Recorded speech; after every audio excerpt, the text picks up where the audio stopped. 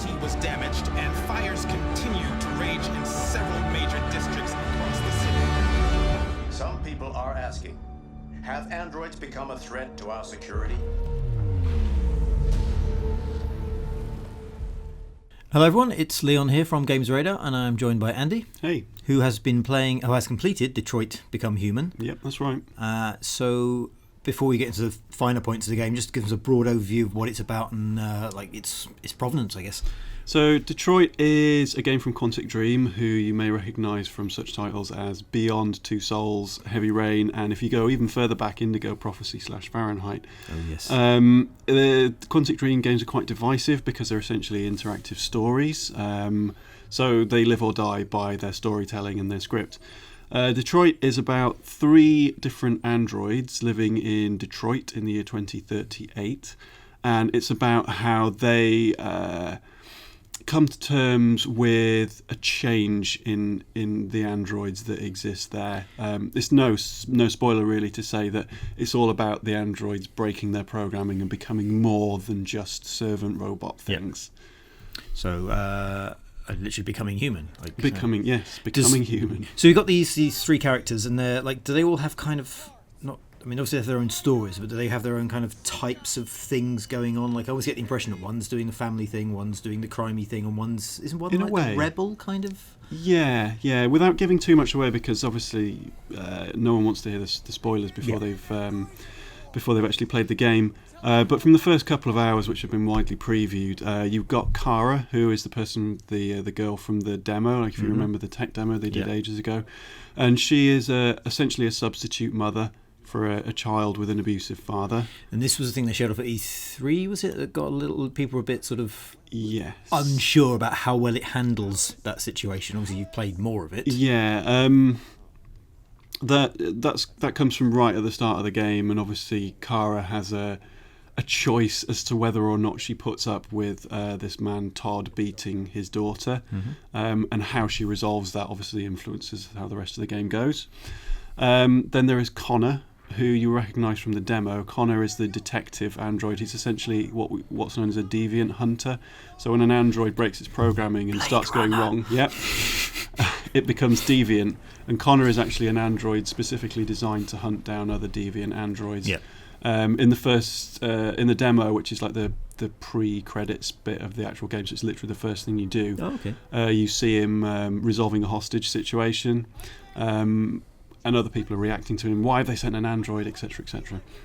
Which in the demo I thought was a bit weird, because it's literally that's his job to do it, and then everyone was a bit surprised. It's a very new thing. It's really new thing. Because the deviants are new, and because you're right, okay. And then there's Markus, who initially starts off. He looks like a bold, shaven-headed space marine. Like you think, oh my god, he's this action type, and he's just going to be about shooting people.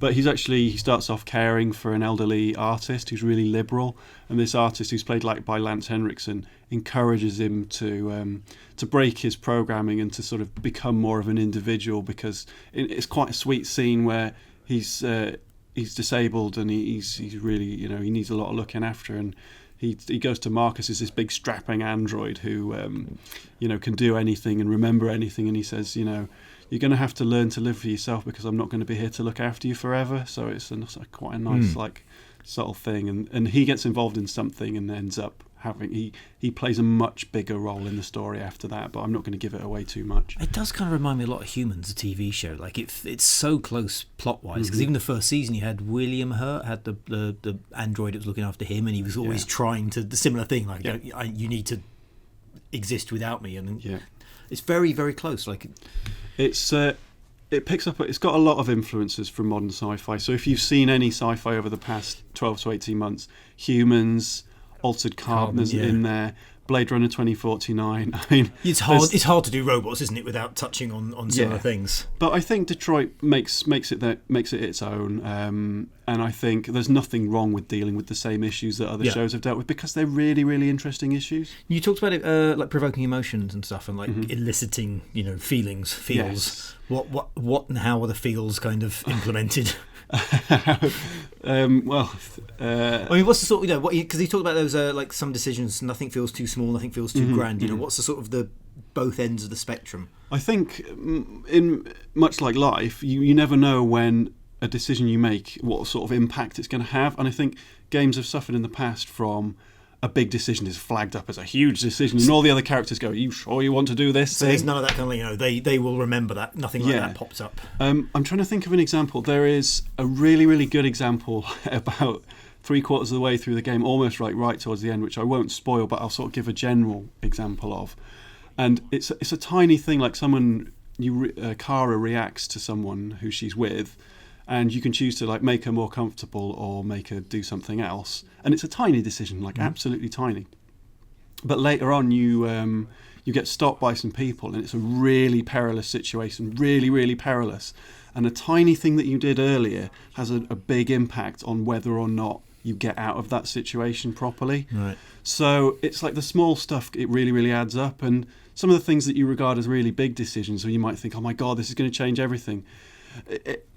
That could be wiped out in the next scene because things happen. There's one scene where you make this enormous speech to the entire world about androids, and you think, oh my God, this is a really watershed moment. But the game has a system whereby other characters and even the general public at large, there's a sense of how much they do or don't believe you and how much they are on your side. Okay. And certain actions that you take along the way towards doing that big speech have more of an impact on like the actual speech itself, which is it's really quite clever. I think Detroit is very much the gold standard for choice in games because it all feels very organic. It's none of it's really signposted in any way. It's like you're playing through and here are the decisions you would probably have to make if you were living the story, and there's rarely a clear-cut path for what's going to happen after that. Because I've only played the demo, and I got that impression from the demo, feeling like these are like organic choices I'm making rather than trying to decide what the game wanted me to do.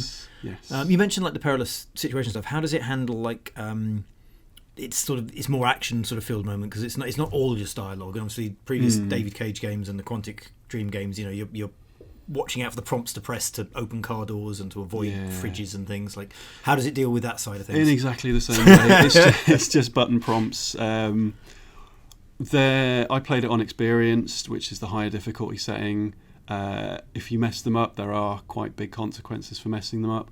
But it's not necessarily a case of will your character die. Like the big thing isn't will my character die, although there are plenty of opportunities for one of your characters to actually die. Happen, because obviously the big thing in like Heavy Rain stuff is you could literally finish the game because everyone was dead. Yes, that can equally happen again. Okay. Without giving too much away, it probably can't happen in the first third because we are dealing with androids. Yep. They're easily repaired and replaced. I mean, that's quite common sense. But there does come a point where there's a point of no return for each of the characters. Yep. But it is button prompts, but it's not in terms of whether or not your character lives or dies, or whether you feel like you've done a good job within a level. For me, one of the real beauties of Detroit is that when you're playing through, you make decisions according to how you want the story to play out, and that's how you want the story to play out. So you're more worried about failing some quite small things that might have an impact on the characters around you, rather than actually staying alive. And I think that's quite an interesting thing. You're not necessarily playing to win, you're playing to make sure the story goes your way. Yeah. Okay, and so a score? I toyed with the idea of giving it a 5 out of 5, but there are a few sort of clumsy moments in it, a few bits of dialogue that didn't quite make sense, and a few scenes which fell a little bit flat and felt tangential, so I've gone for 4.5. Cool. Okay, well, there's our Detroit review. There'll be more Detroit to Become Human content on the site. Hit the boxes on the left for more content from us, and hit the big button in the middle to subscribe for more Games Radar news, reviews, previews, and features. You're awake now.